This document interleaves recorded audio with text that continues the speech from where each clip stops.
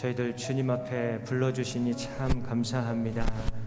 오늘도 찬양하면서 기도하면서 주님 앞에 나아가기를 원합니다. 이 시간 우리의 찬양 가운데 임하여 주셔서 주님 홀로 영광 받아주시고, 우리가 연약하고 우리가 연약할 때 우리의 강함이 되시는 주님을 만나고 주님 허락해 주시는 은혜와 능력 가운데 오늘도 승리하는 저희들 될 수 있도록 인도하여 주옵소서. 예수님의 이름으로 기도드립니다. 아멘. 오늘 우리 말씀 묵상 세미나 4번째 날인데요. 오늘 새벽에 또 나오시기가 점점 더 힘들어지실 것 같습니다. 그런데 우리 주님께서 우리 성도님들의 등 뒤에서 도와주고 계시는 줄로 믿습니다. 나의 등 뒤에서 나를 도우시는 주님을 함께 찬양하면서 우리 주님 앞에 나아가겠습니다.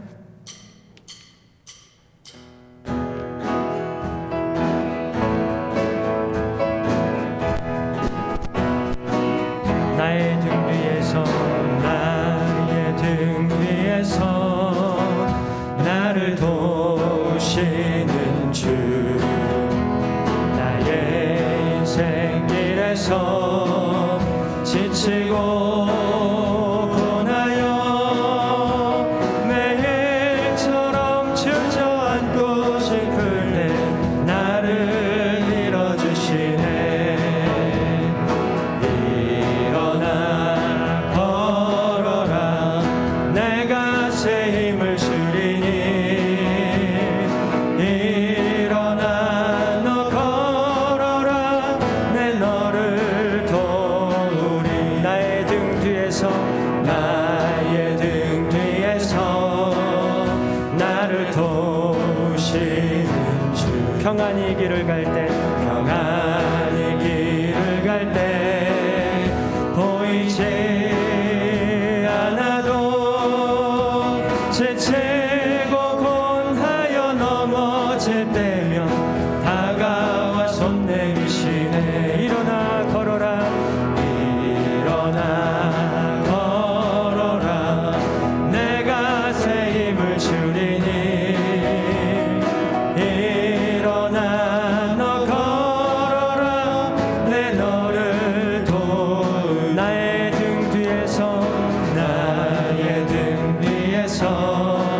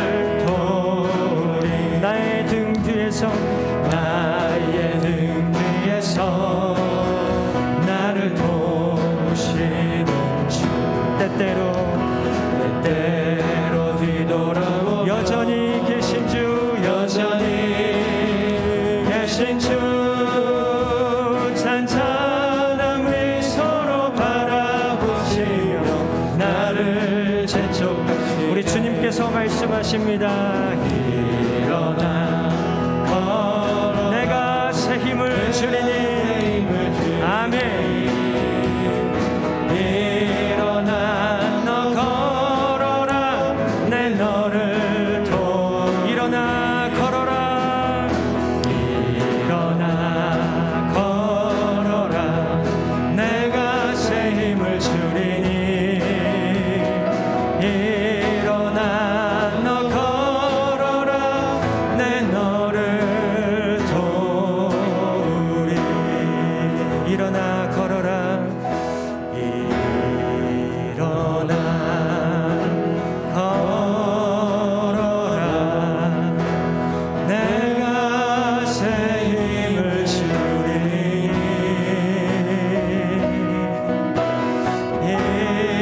일어나 너 걸어라 내 너를 도 우리 주님의 음성을 생각하면서 한 번 더 고백합니다. 일어나 걸어라 일어나 걸어라 내가 새 힘을 주리니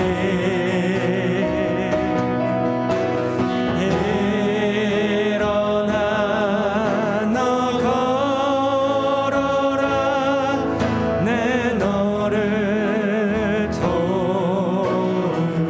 약할 때 강함 대신에 약할 때 강함 대신에 나의 보배가 되신 주 나의 모든 것 주 안에 있는 보물을 나는 포기할 수 없네 주 나의 모든 우리 믿음으로 한 번 더 고백합니다. 약할 때 강함 대신에 약할 때 강함 대신에 나의 보배가 되신 주 나의 모든 것 주 안에 있는 보물을 주 안에 있는 보물을 나는 포기할 수 없네 주 나의 모든 우리 존귀하신 주님의 이름을 찬양합니다. 예수 예수 어린 양 존귀한 이름 예수 예수 어린 양 존귀한 이름 십자가 죄사하셨네 십자가 죄사하셨네 주님의 이름 찬양해 주 나의 모든 것 쓰러진 나를 세우고 나의 빈잔을 채우네 주 나의 모든 것 우리 한 번 더 고백합니다. 십자가 죄사하셨네 십자가 죄사하셨네 주님의 이름 찬양해 주 나의 모든 것 쓰러진 나를 세우고 쓰러진 나를 세우고 나의 빈잔을 채우네 주 나의 모든 우리 존귀하신 주님의 이름을 찬양합니다. 예수 예수 어린 존귀한 이름 존귀한 이름 예수 예수 어린 양 주님 바라보시면서 예수 어린 양 예수 어린 양 존귀한 이름 예수 예수 어린 양 우리 존귀하신 주님의 이름을 한 번 더 찬양합니다. 예수 어린 양 예수 어린 양 존귀한 이름 예수 어린 양 존귀한 이름. 우리 존귀하신 주님 앞에 감사와 영광의 박수 올려드리겠습니다.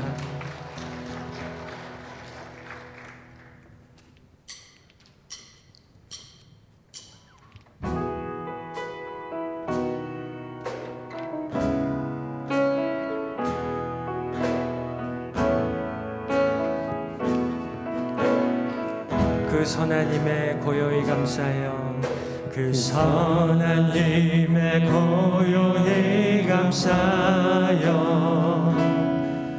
그 놀라운 평화를 누리며 나 그대들과 함께 걸어가네 나 그대들과 아침을 여네 지나간 허물 어둠의 날들이 무겁게 내 영혼 짓눌러도 오 주여 우릴 외면치 마시 약속의 구원을 이루소서 약속의 구원을 이루소서 그 선하님이 우릴 감싸시니 믿음으로 일어날 일 기대하네 주 언제나 우리와 함께 계셔 하루 또 하루가 늘새 그 선하님이 우리를 감싸시니 그 선하님이 우리를 감싸시 믿음으로 일어날 일 기대하네 주님께서 우리와 언제나 함께 하십니다 주 언제나 우리와 함께 계셔 하루 또 하루가 늘새 우리 한 번 더 고백합니다 그 선하님이 우리를 감싸시 믿음으로 일어날 일 기대하네 주 언제나 우리와 함께 계셔 하루 또 하루가 늘 새로워 우리 시간 함께 기도하면서 주님 앞에 나아가겠습니다. 우리 주님께서 언제나 함께 하시는 것을 믿습니다. 우리와 함께 하시는 주님 바라보시면서 믿음으로 주님께서 이루실 일들을 기대하는 믿음의 삶을 살게 해주시라고 오늘도 새벽 말씀 묵상 세미나를 허락해 주시니 감사합니다. 오늘 이 아침 주님의 은혜, 주님의 음성을 듣는 은혜의 시간 되게 하시고 우리 세워주신 목사님 강건하게 하시고 우리 목사님 은혜롭게 하여 주시고 우리 목사님을 통해서 말씀 묵상을 잘 배워서 주님의 은혜 가운데 우리의 삶이 주님의 인격을 닮아가는 예수님을 닮아가는 믿음의 삶이 되게 해주시고 주시라고 우리 함께 기도하며 주님 앞에 나아가겠습니다. 거룩하시고 자비로우신 아버지 하나님, 주님께서 우리와 언제나 함께 하시는 줄로 믿습니다. 하나님, 우리와 함께 하시는 주님 바라보시면서 믿음으로 주님께서 이루실 일들을 기대하며 나아가는 저희들의 믿음의 삶이 될 수 인도하여 주시옵소서. 오늘 이 아침에도 우리 귀한 목사님 세워주시고 말씀 듣게 하시니 감사합니다. 우리 목사님 전해주시는 말씀 아멘으로 화답하게 하시고 말씀의 묵상을 잘 배워서 정말 예수님을 닮아가는 우리의 믿음의 삶이 될 수 있도록 인도하여 주옵소서.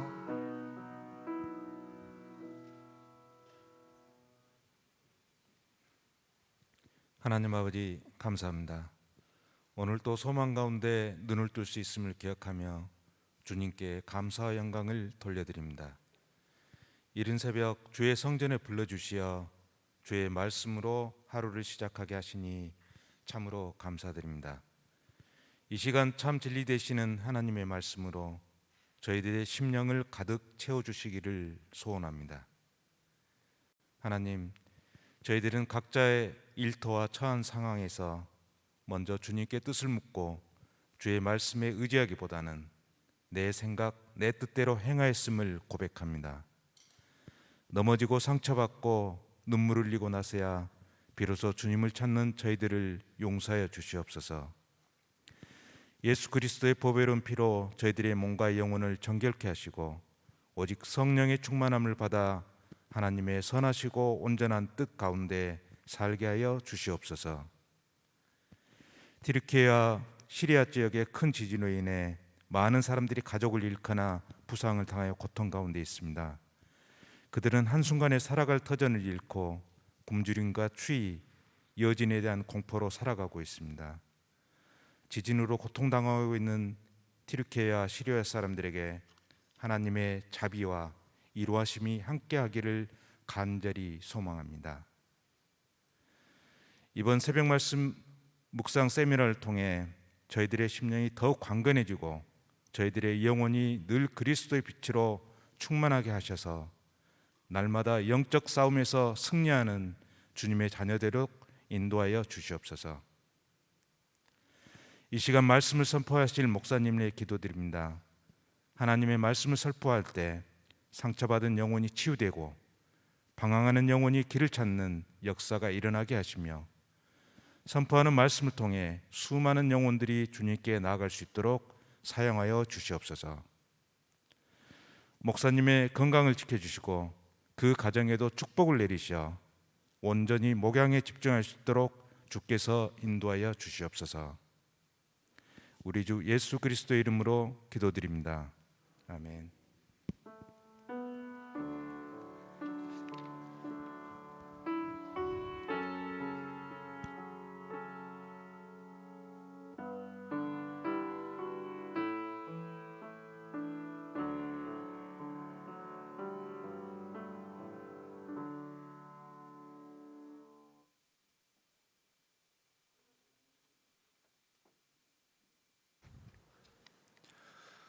오늘 하나님께서 저희에게 주시는 말씀은 시편 119편 18절의 말씀입니다. 시편 119편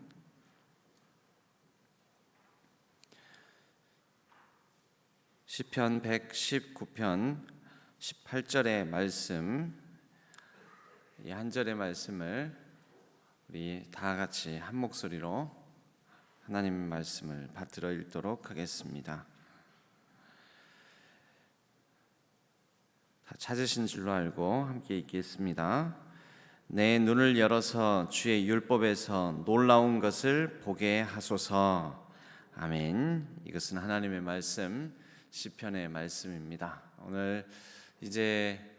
오늘 하고 내일까지 하면 이번 새벽 말씀 묵상 세미나를 잘 마치게 됩니다. 여기까지 잘 달려오신 줄로 믿습니다.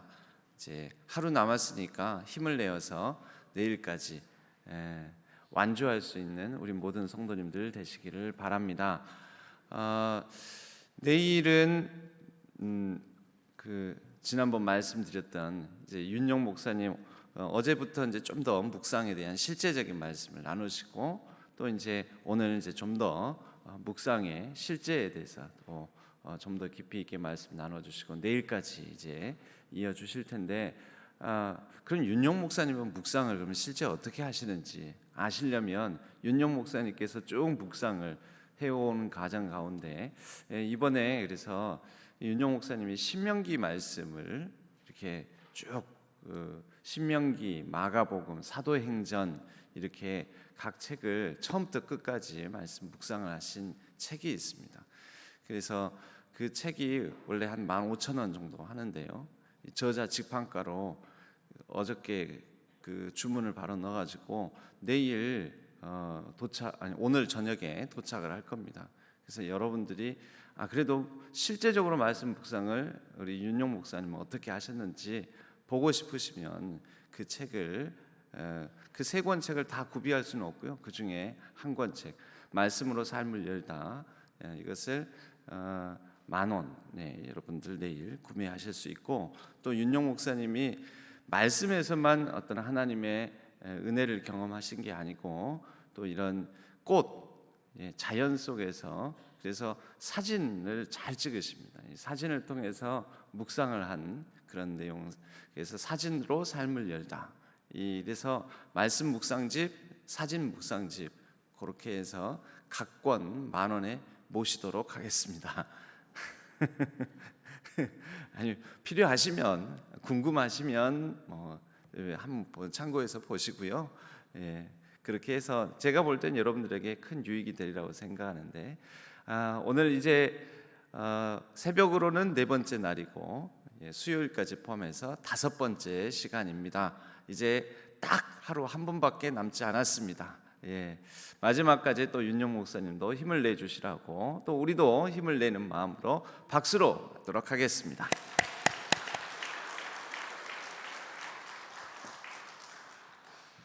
네, 좋은 아침입니다. 좋은 새벽인가요?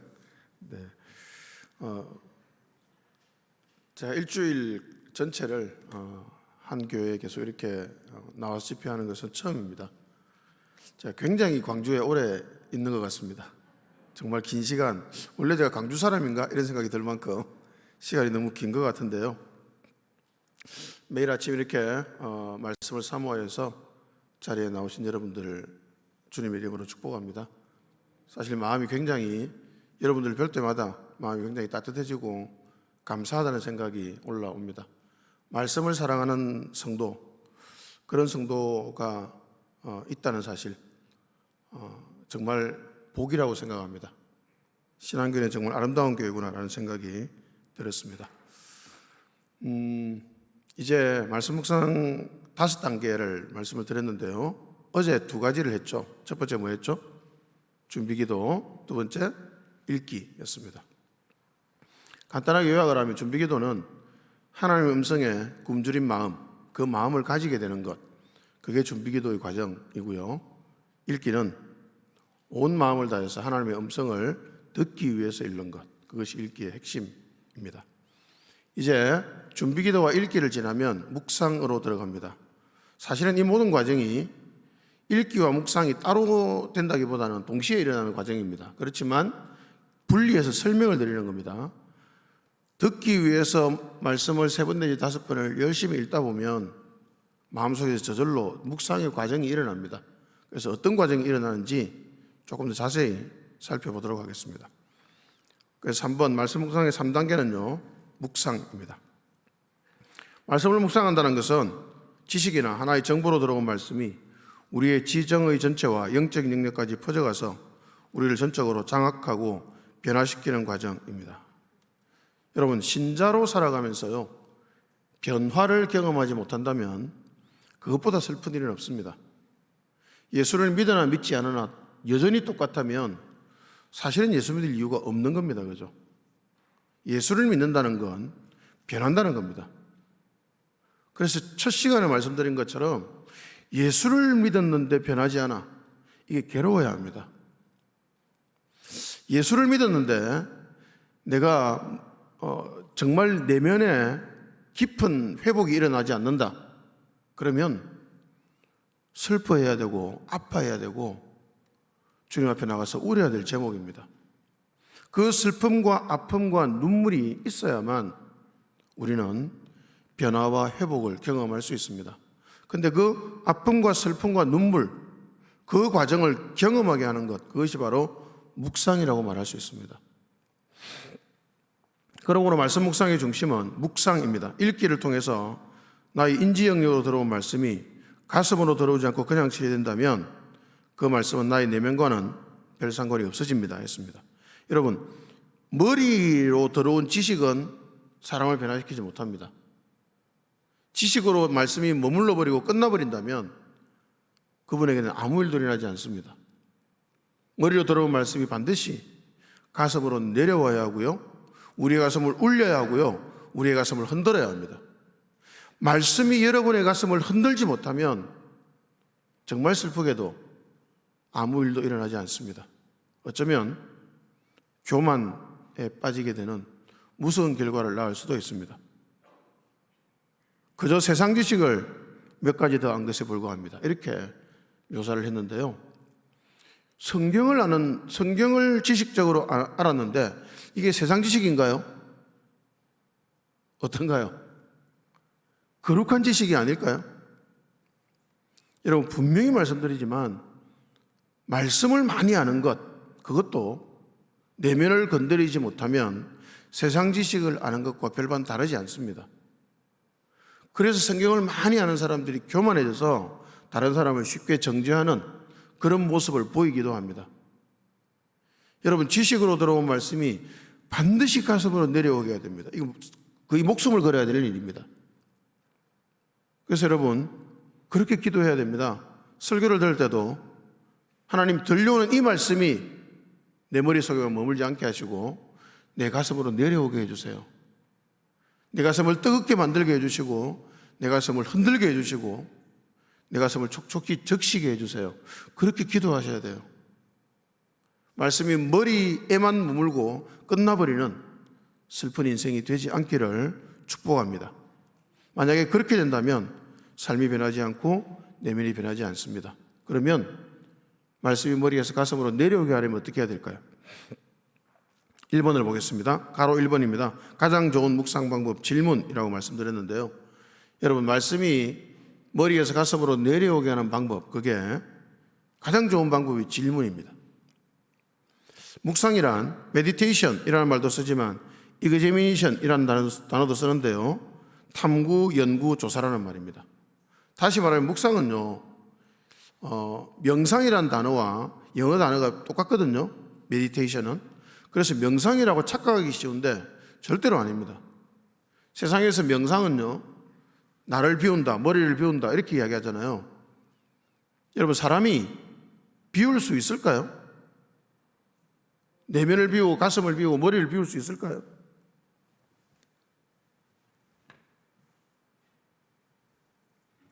이게 빈 컵이 하나 있는데요.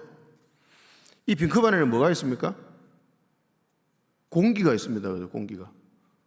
이 공기를 빼낼 수 있을까요? 우리는 사실은 그 일을 하고 있는 거예요. 우리를 비우겠다는 말은. 공기를 빼낼 수 있는 방법은 없잖아요. 그죠? 진공청소기를 빨아당겨도 다시 공기가 들어가잖아요. 비우는 게 불가능합니다. 딱 한 가지 방법이 있죠. 어떻게 하면 되죠? 여기에 물을 부으면 돼요. 물을요. 물을 이렇게 부으면 물이 들어간 만큼 어떻게 됩니까? 공기가 밀려나갔잖아요. 비우는 게 아니라 채워야 합니다. 그래서 기독교에서 묵상은요, 비우는 게 아니라 채우는 겁니다. 뭘 채울까요? 말씀을 채우는 거죠. 말씀을 채우면 우리의 내면에 있던 잡다한 생각들, 번민, 고민, 탐욕, 죄악 이런 것들이 밀려나가는 겁니다, 여러분. 말씀이 들어오지 않고서 우리가 비워지는 것은 불가능합니다. 그래서 기독교의 묵상은 말씀을 채워 넣는 겁니다. 말씀을 채워 넣기 위해서는 탐구하고 연구하고 조사해야 되는 겁니다. 우리에게 주신 말씀을 잘 깨닫기 위해서 성령 안에서 탐구하고 생각하는 것임을 강조하기 위해서 이그제미네이션이라는 단어를 사용하는 것입니다. 말씀 묵상을요, 음식 먹는 것에 비유할 수 있는데요, 준비기도는 식욕을 돋우는 것이라고 말할 수 있고요. 읽기는 음식을 입에 넣는 것에 해당됩니다. 그렇다면 묵상은 뭘까요? 음식을 입에 넣었으면 뭘 해야 될까요? 씹어야 되겠죠, 그죠? 씹어서 넘기는 것까지가 묵상이라고 말할 수 있습니다. 씹어서 넘기는 것. 음식이 입에 들어갔는데요, 씹어서 넘기지 않으면 어떻게 될까요? 먹은 겁니까? 안 먹은 겁니까? 안 먹은 겁니다, 여러분. 그죠? 성경을 아무리 읽어도 묵상하지 않으면 우리의 내면으로 흡수되지 않아요. 그래서 반드시 씹어서 넘겨야 합니다. 제가 30대 초반에요, 소고기를 처음 먹었습니다. 불쌍하게 살았죠, 그죠? 저희 아버님은 소고기를 싫어하셔서, 집이 가난하기도 했지만 소고기를 싫어하셔서 돼지고기만 드셨습니다. 그래서 저는 고기 이러면요, 삼겹살이나 목살을 거의 딱딱할 정도로 과자처럼 완전하게 익혀서 먹는, 그게 저는 고기인 줄 알았습니다. 그 고기도 맛있잖아요, 그죠? 근데 40대 초반에 제가 학원에 근무할 때 제 고등학교 선배였던 분이 식도락가였습니다. 먹는 걸 정말 좋아하시는 분이고 맛집을 많이 아는 분이셨는데요, 그 선배가 밥 먹으러 가자 이러면 저는 기분이 좋아졌습니다. 왜냐하면 제가 알지 못하는 또 낯선 맛있는 음식을 먹을 것이 분명하기 때문이었습니다. 어느 날 그렇게 저를 데리고 소고기집으로 갔는데요, 고깃집으로 갔는데 한우를 판매하는 곳이었습니다. 들어가자마자 소고기 10인분 주세요 그러더라고요. 2명 갔는데 10인분을 달라고 하더라고요. 형님 너무 많이 시키는 것 아닙니까? 좀 조금만 시키죠. 그러니까 다 먹을 수 있다 그러시더라고요. 그래서 결국은 저는 한 2인분 먹었고 그분이 8인분을 드셨습니다. 엄청나게 잘 드시더라고요. 그런데 고기를 먹는데 제가 충격을 받았습니다. 그 불판 위에 고기를 쭉쭉 줄을 세우시더니 한 3분의 1쯤 익었을까요? 두께로 뒤집더라고요. 1초, 2초, 3초 먹으라 그러더라고요. 센 건데요. 센 건데 이걸 어떻게 먹습니까? 그러니까 먹으라 그러더라고요. 안 먹는다고, 저는 다 익혀 먹을 테니까 형님 드시라고 그러니까 고기를 집어서 제 입에 넣어 주시더라고요. 그 고기가 입에 딱 들어왔는데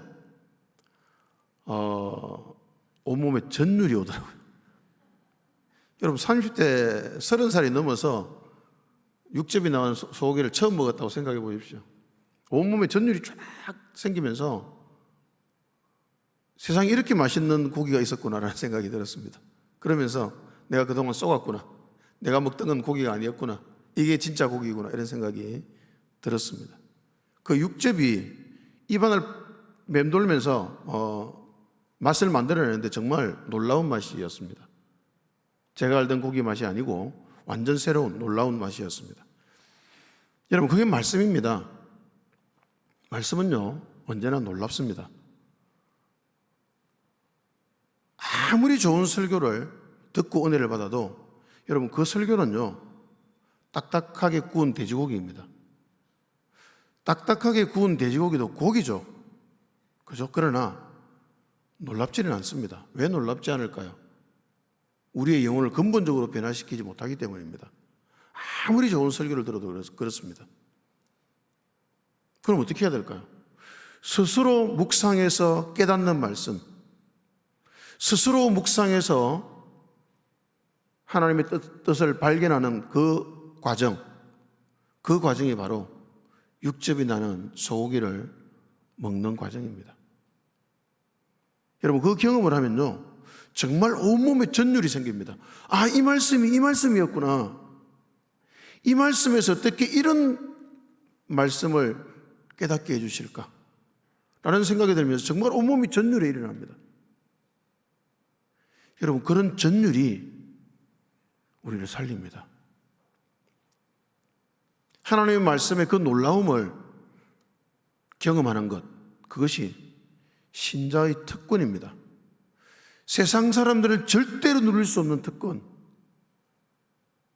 바로 말씀을 통해서 우리의 심장이 전율하는 그 놀라움을 경험하는 것입니다. 여러분, 그 놀라움을 경험하는 과정이 바로 묵상입니다. 씹을 때마다 그 사이에 있던 접이 터져 나와서 밑줄 한번 꺼볼까요? 이전에 알지 못했던 맛을, 밑줄 한번 꺼보십시오. 이전에 알지 못했던 맛을 느끼는 것이 묵상입니다. 그냥 그 말씀은 그 말씀인 줄 알았는데요, 그날 말씀을 읽고 묵상하고 기도하고 성령께 질문했는데 갑자기 이전과 전혀 다른 깨달음이 오는 거죠. 깊은 우리의 내면을 건드리는, 우리 속에 깊이 숨겨져 있던 죄를 툭 건드리면서 말씀이 우리 속에서 확 살아나는 것을 경험하게 되는 겁니다.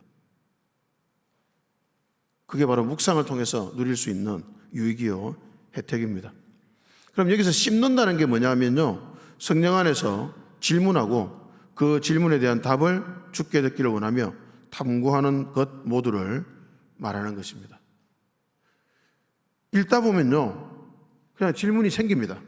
기도하는 마음으로 읽다 보면 질문이 생겨요. 그 질문을 성령께 묻는 겁니다. 주님, 이 말씀이 무슨 뜻입니까?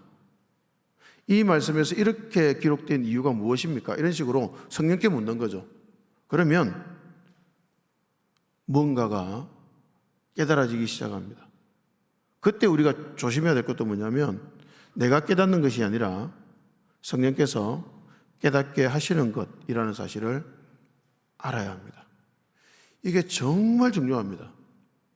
뭔가를, 말씀을 통해서 뭔가를 새로운 걸 깨달으면요, 어떻게 하기 쉬우냐면, 나는 이런 것도 깨닫는 사람이야 라는 생각이 들면서 교만한 마음이 올라올 수 있습니다. 여러분, 그러면 망하는 겁니다. 나는 이런 것도 깨달아 그러면서 목사님 설교가 하찮게 들리기 시작합니다. 그러면 심각해지는 겁니다, 여러분. 그때 우리가 빨리 생각을 돌려야 합니다. 아, 성령께서 나를 불쌍히 여기셔서 말씀 속에서 이걸 깨닫게 해주셨구나. 주님 너무 감사합니다. 그렇게 마음을 빨리 바꾸셔야 돼요. 제가 마음을 빨리 바꾸라고 말씀드리고 앞에 깨닫는 과정을 그냥 간단하게 설명하고 넘어가죠. 왜냐하면 여러분, 누구라도, 신자는 누구라도 말씀 앞에 서서 이런 마음으로 기도하면서 물으면요, 깨달음이 옵니다. 신자에게 누구라도 옵니다, 여러분. 그때 정말 조심하라고 미리 말씀드리는 겁니다. 그때 내가 이것도 깨달았어, 그런 생각 갖지 마시기 바랍니다. 성령께서 나를 불쌍히 여기셔서 이런 말씀을 깨닫게 해주셨구나. 주님 너무 감사합니다. 그리고 우리 교회에서 내가 잘 배웠기 때문에 이런 말씀도 깨닫게 되는 거구나. 그러면서 목회자들에게도 감사하는 마음이 생기는 것이 올바른 신자의 마음입니다. 여러분, 이 경험을 하시기 바랍니다. 그래서 묵상할 때마다 기도하며 간구하는 마음이어야 됩니다. 묵상의 전체 과정은 기도하면서 간구하는 마음이어야 됩니다. 근데 어떻게 기도할까요? 시편 119편 18절입니다. 함께 읽습니다. 내 눈을 열어서 주의 율법에서 놀라운 것을 보게 하소서. 놀라운에 동그라미 하십시오. 주의 율법에서, 주의 말씀에서 뭘 본다고요? 놀라운 것을. 주님, 나에게 오늘도 놀라운 것을 보게 해주십시오 라고 기도하셔야 합니다. 놀라운 것을 보지 못하면 말씀이 밋밋하게 보입니다. 그래서 말씀은 재미없는 것이라고 생각이 자꾸 들어요. 그런데 말씀 앞에 깊이 머무는 시간을 가지고 묵상하는 시간을 가지면 말씀이 더 이상 밋밋하지 않습니다. 처음에는 밋밋하게 보입니다. 근데 한 번 읽고, 두 번 읽고, 세 번 읽고, 주님 앞에 질문하면서 주님, 이 말씀의 뜻이 무엇입니까? 질문하면서 또 읽고 하다 보면 어느 순간 말씀이 꿈틀꿈틀 움직입니다. 그러면서 이전에 알지 못했던 놀라운 맛을 경험하게 해 주십니다. 놀라운이 중요합니다.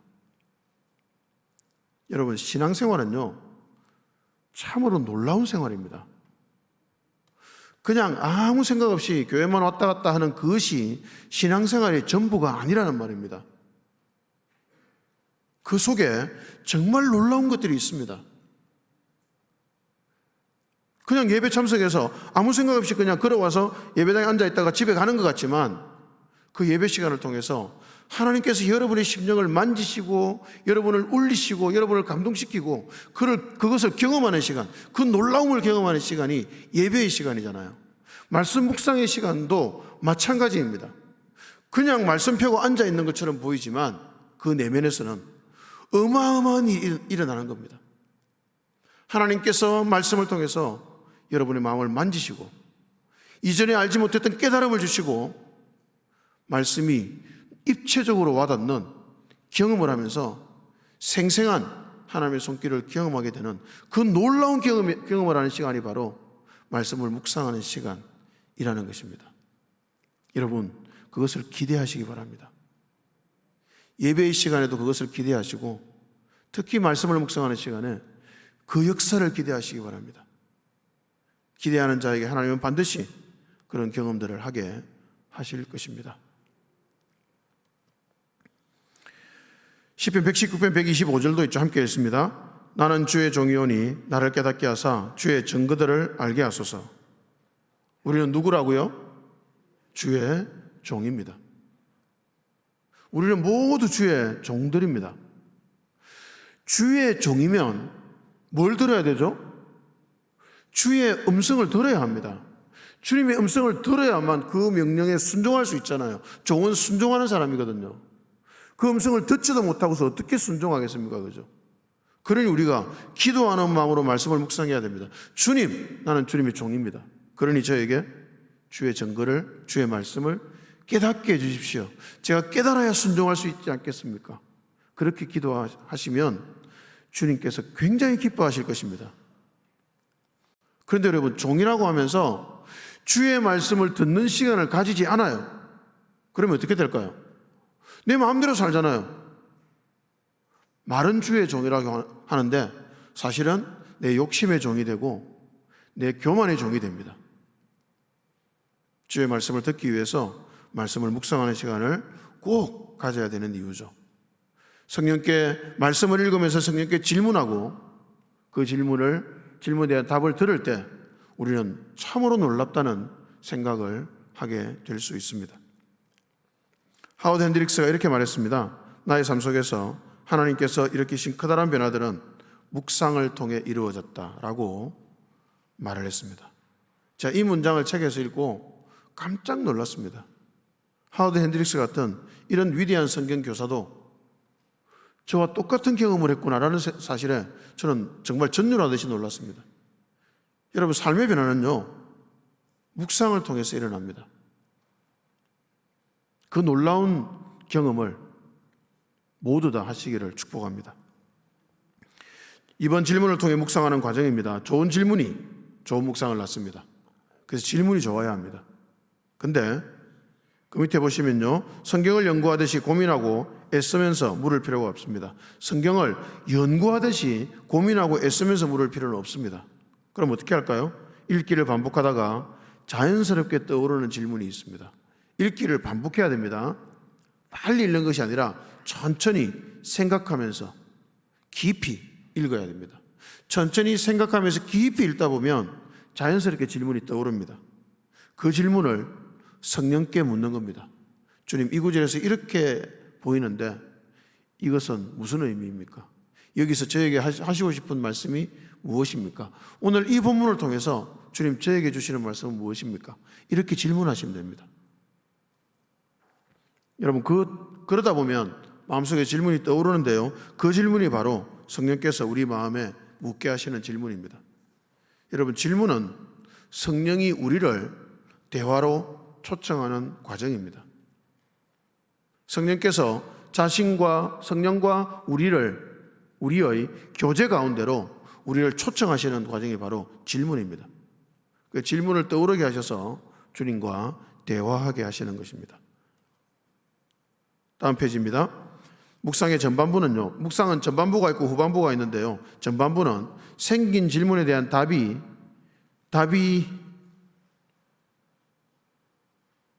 문장이 좀 잘못됐네요. 그죠?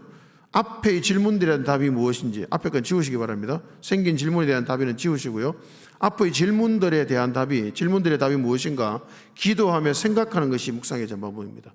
질문이 떠올랐으니 질문을 묻고 그리고 답을 기도하면서 찾는 겁니다.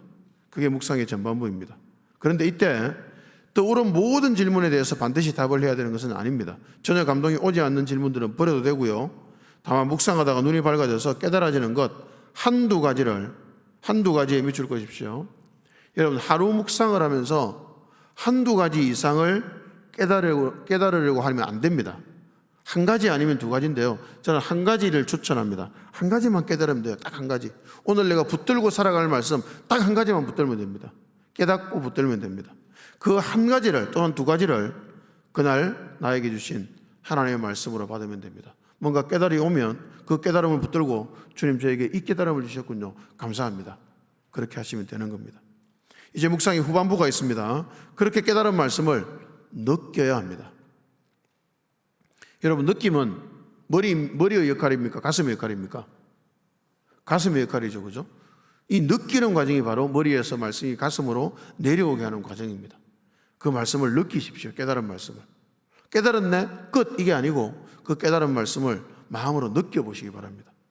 그 영적인 진리, 그 하나님의입니다. 하나님의 성품, 섭리, 은혜, 비밀들을 당신의 온몸 전심으로 느끼십시오.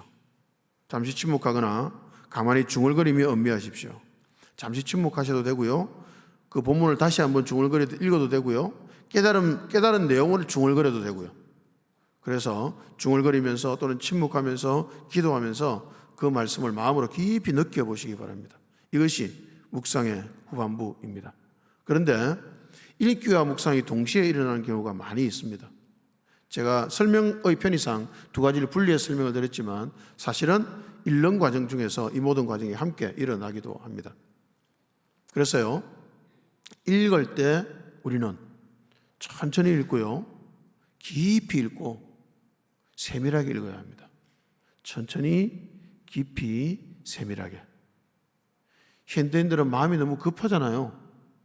빨리 해치우고 끝내야 되겠다 이렇게 생각하잖아요. 여러분, 그것은 묵상과 완전히 반대되는 삶의 태도입니다. 묵상할 때는, 일상을 살 때는 그렇게 살아야 될 수도 있지만 묵상할 때는 그러면 안 됩니다. 묵상할 때는 천천히, 느리게, 깊이 읽으셔야 합니다. 나에게 주어진 본인이 정한 30분이든 1시간이든 그 시간 동안은 천천히, 느리게, 깊이 읽으면서 주의 도우심을 구하시기 바랍니다. 그러면 반드시 깨달음을 주실 거고요. 그 깨달음을 마음으로 깊이 느끼는 과정, 그 과정이 바로 묵상이라고 말씀드릴 수 있습니다. 이렇게 묵상까지 하고 나면 이제 말씀 묵상의 4단계로 넘어갑니다. 그 4단계는 적용입니다.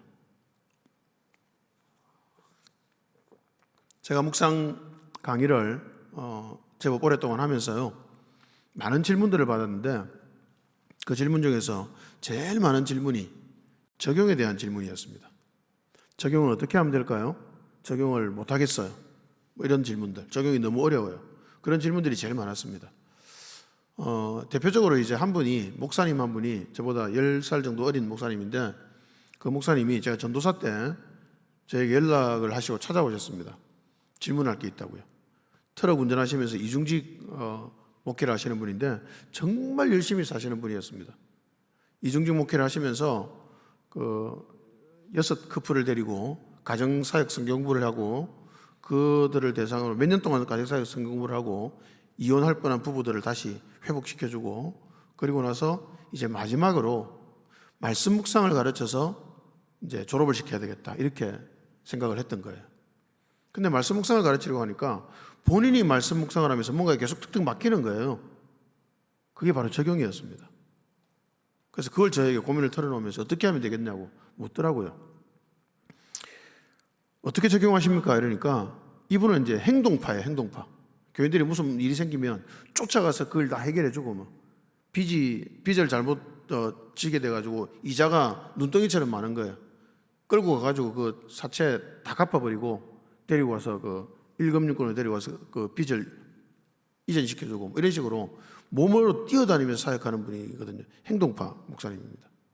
그래서 이분은 적용을요, 전부 다 뭔가 이렇게 말씀을 묵상하고 은혜를 받으면 반드시 뭔가 이제 행동을 해야 되는 거예요. 1번 뭐, 2번 뭐, 3번 뭐. 하루에 적용점이 5가지 이상이 나옵니다.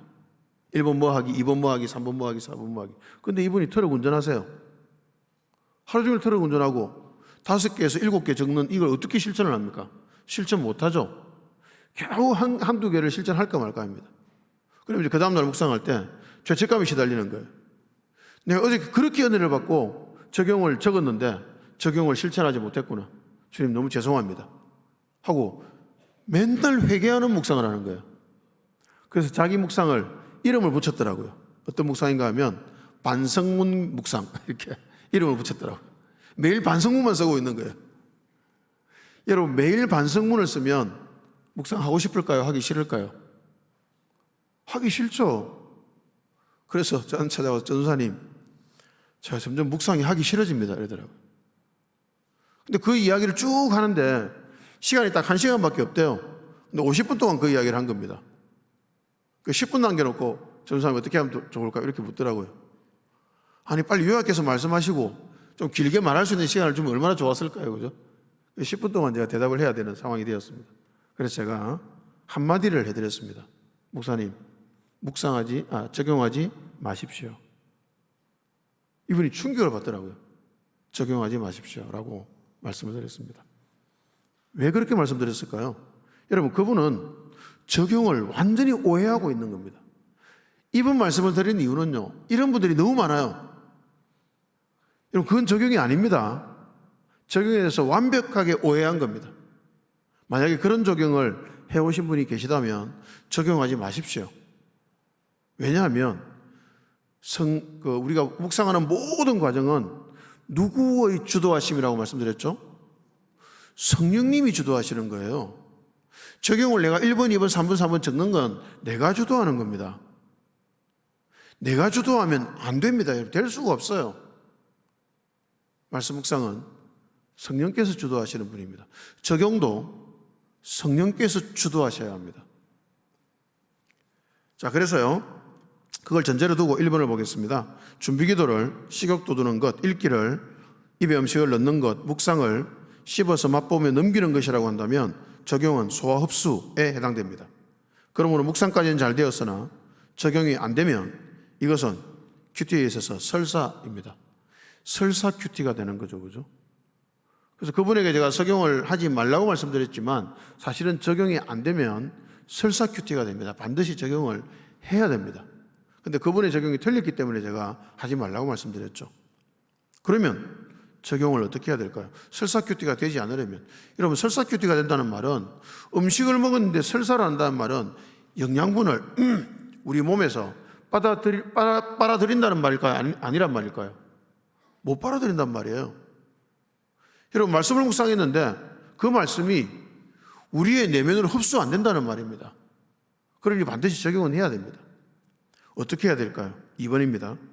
큐티는 말씀 묵상은, 큐티하고 말씀 묵상은 거의 저는 같은 말로 사용합니다. 큐티는 처음부터 끝까지 성령의 인도를 구합니다. 적용에 있어서도 마찬가지입니다. 적용을 위한 기도를 드리면서 적용해야 됩니다. 여러분, 적용을 위한 기도를 해야 합니다. 적용도 성령께서 시켜주시는 것이기 때문입니다. 그래서 지금 프레스 방법에 따라 설명을 드리고 있는데, 프레스 방법에서 적용이 뭐냐면 영어로 say back to God입니다. say back to God. 하나님께 다시 말하는 것입니다. 하나님께 다시 말하는 것.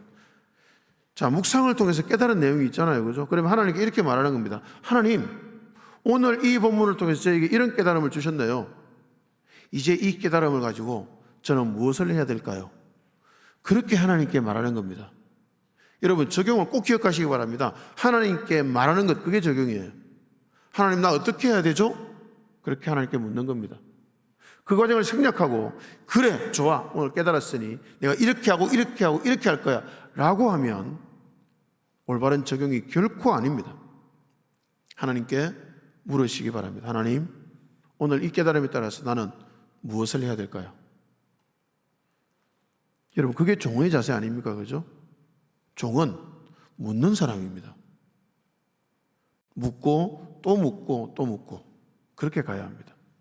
특별히 적용을 위해서는 반드시 물어야만 한다는 사실을 꼭 기억하시기 바랍니다. 어떤 행위가 아니라 묻는 것이 훨씬 중요합니다. 여러분, 신자도요, 뭔가 행위를 많이 하는 것보다 훨씬 더 중요한 것은 하나님 앞에 앉아서 하나님께 묻는 시간, 그 시간이 훨씬 더 중요합니다. 그러고 나면 나중에 뭔가 한 가지만을 해도 그 한 가지가 하나님을 기쁘시게 하는 한 가지가 될 수 있다는 말입니다. 묻는 과정을 생략하면 10가지를 해도 그 10가지가 하나님을 기쁘시게 하지 못합니다. 그러니 반드시 하나님께 물으셔야만 합니다. 적용을 위한 구체적인 가이드를 보겠습니다.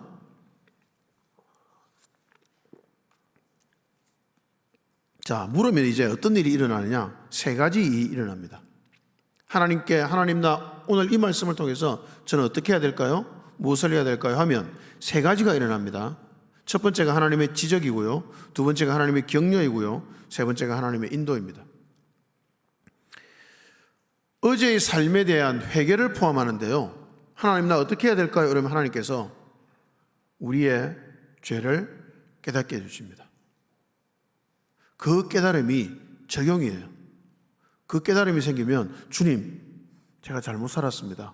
제가 잘못했습니다. 저희 죄를 고백합니다 하고 그 죄를 고백하면 됩니다. 그러면 그게 적용이에요.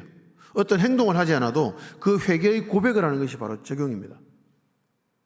여러분, 저는 어릴 때부터, 젊을 때 제가 회개를 굉장히 강조하는 교회에 다녔는데요, 너무 괴로웠습니다. 회개가 안 되더라고요. 우리 회개해야 된다고 말하잖아요. 근데 회개가 되던가요? 저는 회개하기 위해서 기도의 시간에, 이제 개인 기도의 시간을 가지고 교회 와서 열심히 기도를 합니다. 주님, 나 잘못했습니다. 이것 잘못했고 저것 잘못했고 이것 잘못했고 저것 잘못했습니다. 그리고 제가 기억나는 죄들을 하나하나 고백을 하죠. 근데 놀랍게도요, 하나도 마음이 아프지 않아요. 입술로 고백은 하고 있는데 마음은 아프지 않더라고요. 아무리 생각해도 그건 회개가 아닌 거예요. 아무리 생각해도. 근데 성경에 나오잖아요. 너희 옷을 찢지 말고 뭘 찢으라고요? 마음을 찢으라고요. 근데 마음이 찢어지지 않습니다. 그래서 여러분, 회개가 정말 어려운 겁니다. 그런데 제가 말씀을 묵상하면서 놀라운 경험을 얼마나 많이 했는지 모릅니다. 제가 회개를 하기 위해서 이것도 기억하고 저것도 기억하고, 주님, 이것 잘못했습니다, 저것 잘못했습니다, 전혀 하지 않는데요, 그저 말씀을 묵상할 뿐인데 제 마음 깊은 곳에 숨겨져 있는 죄가 툭 드러납니다. 어떤 구체적인 행동도 기억나지만 그것보다 오히려 제 마음 상태가 드러나더라고요.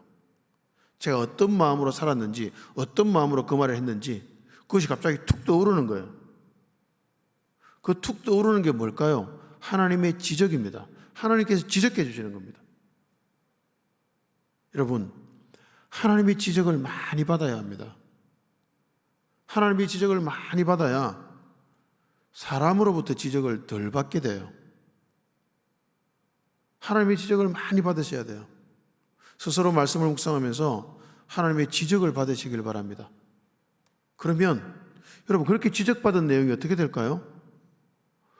그 지적받은 내용이 우리가 울어야 되겠다 하는 게 아니고요, 그게 이렇게 툭 깨달아지면 그냥 눈물이 나옵니다. 그냥 울컥하고 눈물이 나와요. 그러면서 내가 얼마나 죄인인지를 저절로 깨닫게 됩니다. 내가 얼마나 죄인인지 깨달으면 어떻게 되죠? 다른 사람을 볼 때요, 정죄하는 마음이 점점 줄어들어요. 왜 정죄하는 마음이 줄어들까요? 내가 더 죄인인데요. 내가 더 죄인인데, 내가 죽일 죄인인데, 근데 주님 날 살리셨는데 저 사람도 주님께서 살리시겠지. 그리고 괜찮아지는 겁니다. 저는 말씀을 묵상하면서 적용 부분을 나는이라고 질문하는데요, 앞에 내용은 성경을 깨달은 내용들을 적고요, 맨 마지막에 나는, 그러면 나는이라고 저에게 질문합니다. 그 적용하기 가장 좋은 방법은요, 묵상하고 난 다음에 끝에 그러면 나는이라고 질문해 보십시오. 그러면 자기 이야기가 나옵니다. 그렇게 질문하면 되는데요, 그게 저는 찌질하다, 비루하다 이런 표현을 자주 씁니다. 제가 찌질하고 비루하다고요. 그런 표현을 자주 쓰니까 어떤 개인적으로 저를 아는 장로님이 그 페이스북 댓글을 달았습니다. 목사님, 이제 목사님 찌질하다, 비루하다 이런 말 그만 쓰시면 좋겠습니다. 이러더라고요. 왜요? 이러니까 목사님은 찌질하지 않습니다. 비루하지 않습니다. 이렇게 이야기를 하시더라고요. 제가 뭐 이렇게 적당히 답변을 하고 끝내긴 했지만 제 마음속에서 그렇게 대답을 했습니다. 제 마음속에서는요. 아닙니다. 저는 찌질하고 비루합니다. 라고 대답했습니다. 저는 정말 찌질하고 비루해요. 말씀을 묵상할 때마다 제 속에 있는 죄가 물론 그 전날 살 때는 괜찮은 사람인 것처럼 살았습니다. 근데 말씀 앞에 서니까 제 속에 있는 그 음란한 것들, 악한 것들, 교만한 것들, 이기적인 것들이 툭툭 떠올라요. 저는 찌질하고 비루한 죄인이 맞아요. 찌질하고 비루한 저를 불쌍히 여기시는 주님이 아니면 저는 살 수가 없죠. 그래서 찌질하고 비루하다는 말을 그만 쓰라는 그 말에 저는 동의할 수가 없었습니다. 저는 앞으로도 계속 쓸 것 같아요. 저는 찌질하고 비루합니다. 이런 저를 주께서 불쌍히 여겨주셨습니다. 그게 제 생명이에요. 그게 없으면 제가 어떻게 살아요? 거룩한 척하고 착한 척하고 그러고 살아라고요? 저는 그렇게 못 삽니다. 그게 저를 살리지 않거든요. 저는 살고 싶습니다. 저는 죽기 싫어요. 영적으로 죽기 싫어요. 저는 살고 싶어요. 그럼 그 사는 게 뭐냐? 하나님께서 내 죄를 깨닫게 하시고 내가 얼마나 죄인인지 알게 되고 그래서 주님의 긍휼이 아니면 살 수 없다고 고백하는 것, 그게 생명이에요. 제가 그렇게 말씀 묵상 세미나에서 한번 말씀을 드렸더니 한 분이 발끈하면서 질문하시더라고요. 우리는 첫 번째 강의였습니다. 그때 말씀드렸죠, 그죠? 지옥이 우리의 출발선이라고. 그렇게 말씀드렸더니 한 분이 발끈하면서 어떻게 지옥이 우리 출발선이냐고. 우리는 예수 그리스도의 은혜를 구원받았는데 그런 게 성경에 어디 있나고 말하더라고요. 성경에 많이 있습니다. 그런 내용이요. 왜 그분은 발끈할까요? 열심히 어려운 상황 가운데도 열심히 봉사하고 또 주일학교 교사도 하고 열심히 섬기거든요. 최선을 다해서 예배당 청소도 하고 막 하여튼 얼마나 열심히 교회를 섬기는지 몰라요. 근데 찌질한 죄인이라고 하니까 기분이 나빴던 거죠. 그분에게 제가 다른 조언을 할 수가 없어서 그냥 설명만 드리고 마쳤는데요. 여러분, 그분은, 저는 그렇습니다. 그분은 일하는 거 좀 줄이시고 하나님과 인격적인 만남에 더 집중하셔야 돼요. 그래서 자신이 얼마나 죄인인지를 깨달아야 합니다. 여러분, 자신이 얼마나 죄인인지 깨닫지 못하면 기독교인으로서는 실패입니다. 기독교의 진리를 모르는 거예요. 세상에 의인이 있습니까? 없습니까? 없어요. 성경이 분명히 말합니다. 의인은 없나니 하나도 없다고 분명히 말씀하잖아요. 이걸 그냥 지식으로만 갖고 있으면 의미가 없잖아요. 우리는 죄인입니다. 찌질하고 비루한 죄인이에요. 그 사실을 깨달아야 돼요. 그냥 머리로만 아는 게 아니라 깨달아야 합니다. 어떻게 깨달을까요? 말씀을 묵상하고 나서 주님 어떻게 할까요? 주님 저에게 어떤 말씀을 주시겠습니까? 라고 온 마음으로 기도하면 하나님께서 말씀을 통해서 우리의 죄를 깨닫게 해주십니다. 그게 하나님의 지적이에요. 그게 우리를 살려요. 아, 나는 죄인이 맞구나. 이런 죄인을 주님께서 나를 사랑하셨구나. 그렇게 고백할 수 있단 말이에요. 그 경험이 우리를 살립니다. 여러분, 하나님의 말씀이 우리를 지적할 때 제가 좀 추상적으로 설명을 가끔 드리는데요. 어떻게 우리를 살리냐면 하나님의 말씀이 화살입니다. 화살촉이에요. 화살촉인데 이 화살촉 앞에 이만한 손뭉치가 붙어 있습니다. 그래서 이 화살촉이 하나님의 말씀이 화살에 대해서 우리 가슴에 날아와서 여기 축 맞는데요. 앞에 손뭉치가 있어요. 그래서 쑥 날아와서 가슴에 딱 부딪히면 이게 날카로운 게 우리를 찌르는 게 아니라, 그래서 하나님의 말씀이 우리 죄를 지적할 때는 찌르지 않아요. 사람의 지적은 찌르잖아요. 그죠? 찔러서 상처만 주고 떨어지고 없어요. 그냥 상처만 줍니다. 근데 하나님의 말씀은 손뭉치 같은 게 달렸다고 저는 비유하는데요. 그래서 다가올 때 찌르듯이 다가오지 않고 충격을 줍니다. 쿵 하고 충격을 주죠. 그죠? 근데 충격을 주고 나서 끝나는 게 아니라 이게 가슴에 붙어 있습니다. 그리고 시간이 지나면서 이 날카로운 화살촉이 가슴으로 파고 들어가요. 점점. 점점 파고들어오는데 아파요. 이렇게 표현할 정도로 아픕니다. 깊이 파고들어오거든요. 그래서 그 아픈 과정을 겪고 나면 또 사라지는 게 아니라요, 그때부터 이 화살 촉이 바뀝니다. 칼로 바뀌어요. 칼로. 성경에 나오는, 히브리서에 나오는 좌우의 날선 검으로 바뀝니다. 자, 하나님의 말씀은 살았고 운동력이 있어 좌우의 날이 선 어떤 검보다도 예리하다고 말씀하시죠. 그죠? 좌우의 날선 검이 되어서 뭘 할까요? 우리의 생각을 도려냅니다. 우리의 생각이 하나님 앞에 드러나게 합니다. 그게 회개입니다, 여러분. 회개는요, 우리가 하는 게 아니라 성령께서 시키는 것이고 하나님의 말씀이 우리에게 역사해서 우리에게 회개가 일어나게 만들어주는 겁니다. 그 말씀이 날선 칼이 되어서, 날선 검이 되어서 우리의 관절과 골수를 찔러 쪼개고 우리의 영과 혼을 찔러 쪼개고 그리고 우리를 하나님 앞에 벌거벗은 모습으로 드러나게 만드는 것, 그것이 바로 하나님의 지적이고 회개입니다. 여러분, 말씀의 이 역사를 사모하시기 바랍니다. 신자로서 가장 행복한 신자는요, 자신이 얼마나 찌질한지 말씀을 통해서 깨닫는 신자입니다. 그런 신자는 겸손할 수밖에 없고요, 다른 사람을 용납할 수밖에 없고요, 내가 용납해야지, 사랑해야지, 이게 아니라 저절로 용납하게 되고요, 저절로 사랑하게 되는 겁니다. 이 참된 묵상과 적용의 단계를 경험하는 여러분 되시기를 주님 이름으로 축복합니다. 아멘. 기도하겠습니다. 하나님, 감사합니다. 이 아침에 말씀을 사랑하는 너무나 귀한 성도님들을 예배당으로 불러 모아주시고 함께 은혜를 나누게 하시니 참으로 감사합니다. 하나님, 한 분 한 분의 마음을 주님께서 사로잡아 주셔서 말씀을 묵상하고 그 말씀을 통해서 심장과 골수가 찔러 쪼개어지는 은혜를 사모하게 하시고 말씀 앞으로 나아가게 하여 주시옵소서.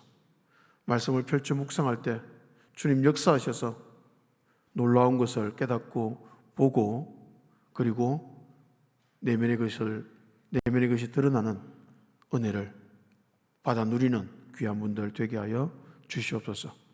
오늘 하루도 말씀의 인도를 따라서 주의 은혜로 승리하는 하루가 되게 하여 주시옵소서. 이제 마지막 날 1시간을 남겨두고 있습니다.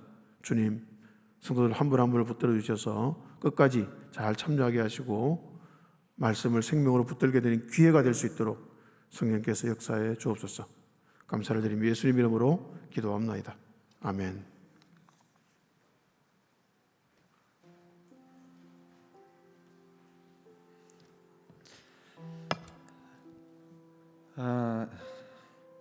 함께 찬양하겠습니다. 주님과 함께하는 것이 복이라.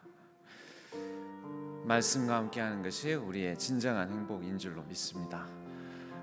주님의 말씀 붙들고 살아가면 우리의 상황, 형편, 처지가 어떠할지라도 우리가 하나님의 말씀으로 말미암아 다시 살게 하시는, 소생케 해주시는 그 기쁨과 온전한 행복을 누릴 줄로 믿습니다. 함께 찬양하겠습니다. 주님과 함께하는 것이 복이라.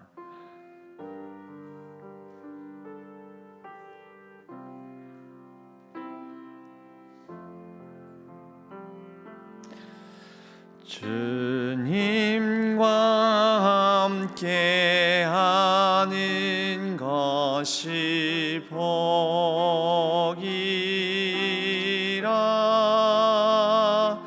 주님의 마음 아는 것이 축복이라. 주님과 함께 걷는 것이, 주님과 함께 걷는 것이 복이라.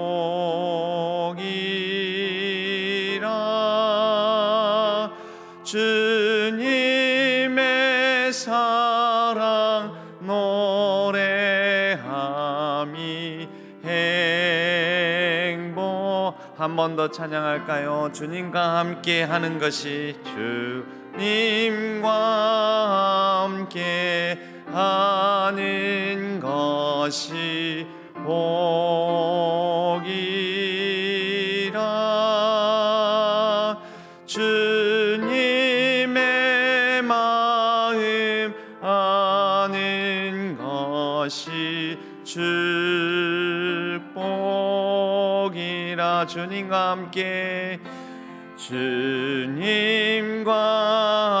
함께 걷는 것이 복이라.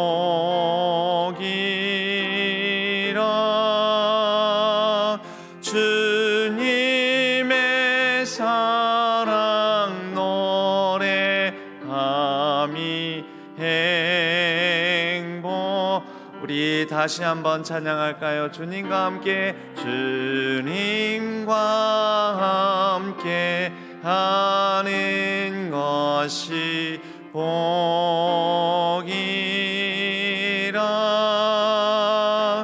주님의 마음 아는 것이 축복이라. 주님과 함께 걷는 것, 주님과 함께 걷는 것이 복이라.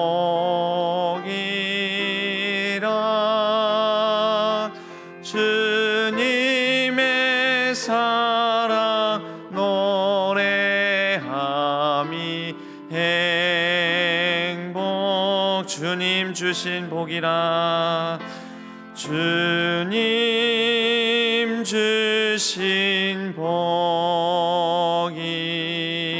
주님 주신 복이라. 주님 주신 복, 주님 주신 복이라. 주님 주신 복이라.